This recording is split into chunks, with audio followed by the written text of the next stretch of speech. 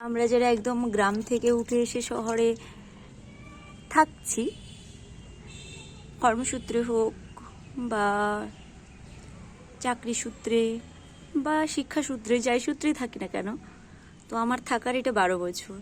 তার মধ্যে আমি প্রচুর সবজি গাছ যেই বাড়িতে থেকেছি করেছি। এই প্রথম আমার বাড়িতে করেছি আমি বেগুন গাছ।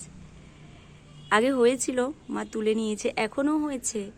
একটা বীজ করার জন্য পুরো পাকতে রেখেছি, আর এই যে একটা হয়েছে ছোট্ট একটা টবে, এটা করেছি। আর এই দিকে একটা গাছ রয়েছে যার বেগুনটা এতটাই বড় যে যার ভারে আমার গাছটা নুইয়ে গেছে, একদমই নুইয়ে গেছে। দুটো গাছ করেছি, তার মধ্যে এই অবস্থা। অসাধারণ দেখতে লাগছে। এটাতে আরো একটা হয়েছে ওইদিকে, এই যে